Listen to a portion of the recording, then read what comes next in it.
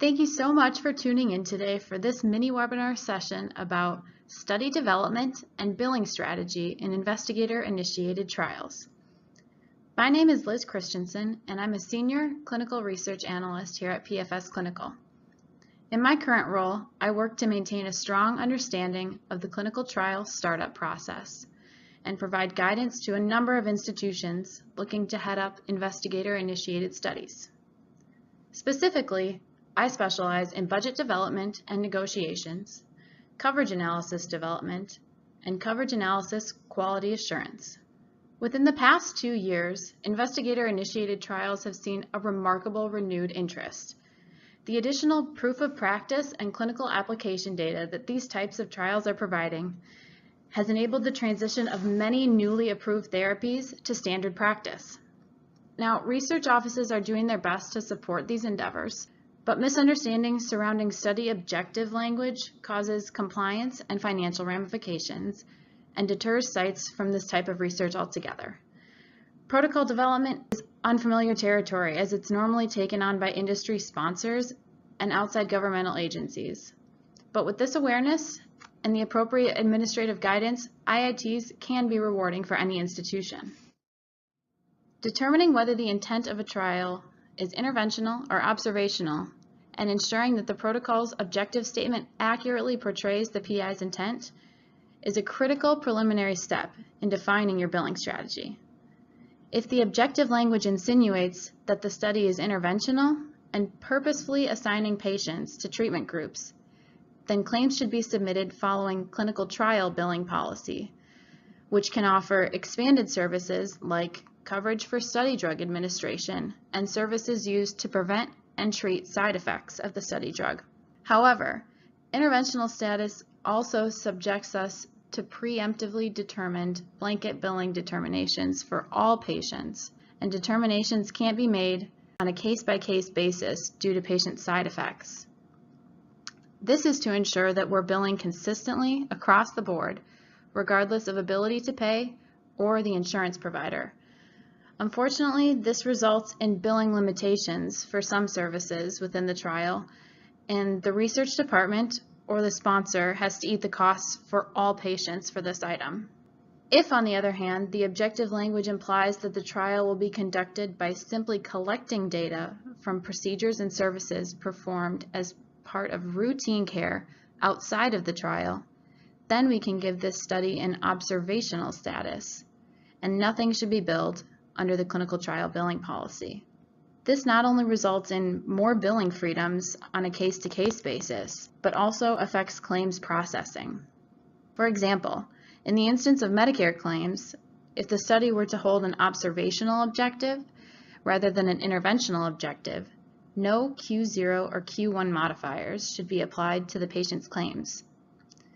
Studies have shown that about 85% of investigators have only participated in one clinical trial throughout their careers. For those who participate in an IIT, the idea of protocol development and billing assessments is completely new territory, and it's not uncommon for their intentions, as listed in their draft proposal, to be misinterpreted. In IITs, observational intent is the case more frequently than sites are actually recognizing. Often the PI's intent is not necessarily to assign patients to specific interventions, but rather to treat with routine care and then subsequently collect and categorize that patient data. Let's look at an example of a written objective to better understand what I mean by this.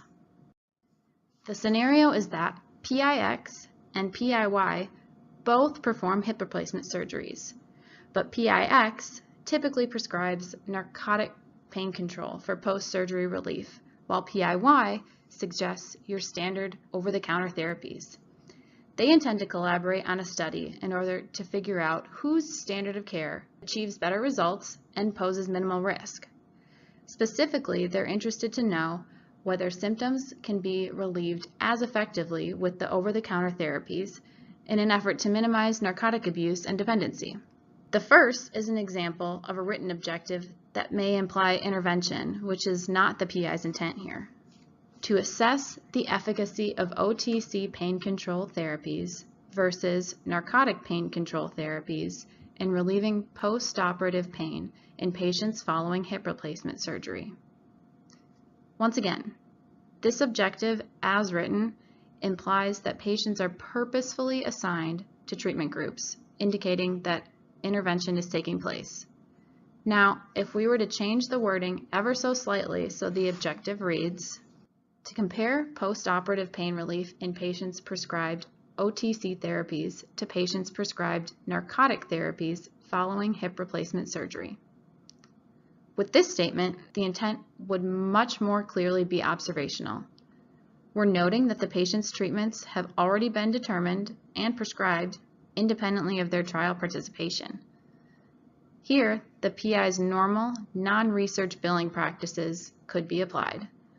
Once this objective status determination has been made, then we can formulate an appropriate financial analysis and billing procedure. Once this preliminary status determination has been made, so interventional versus observational, it's time to really assess the financial impact of the study on research department funds. The feedback I hear regularly comes from confused PIs when they see money being pulled from their grant funds for the study's non-billable items. Usually something along the lines of, "But I order this all the time in my practice." This is where I would strongly recommend a financial analysis happen in a two-step sequence. First, an explanatory coverage analysis should be built beforehand to both predict the research fund expenses and additionally, this is why I say explanatory, to provide a thorough explanation to the PI and staff as to why services can't be billed. Keep in mind, your PI may be new to research, and the concept of creating blanket billing determinations is foreign.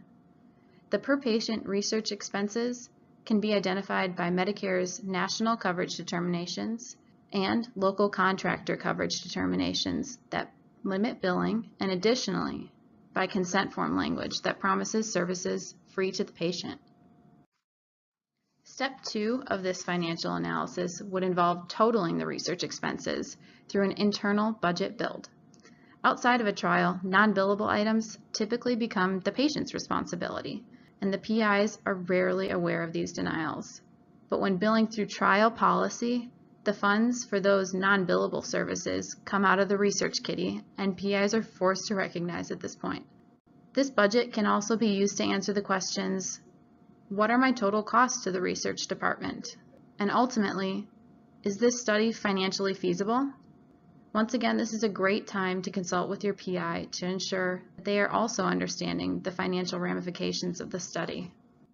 The take-home message here is that I strongly recommend that research office administrators educate their PIs often and early about appropriate objective language and interpretations in order to formulate an appropriate billing strategy and assess study finances.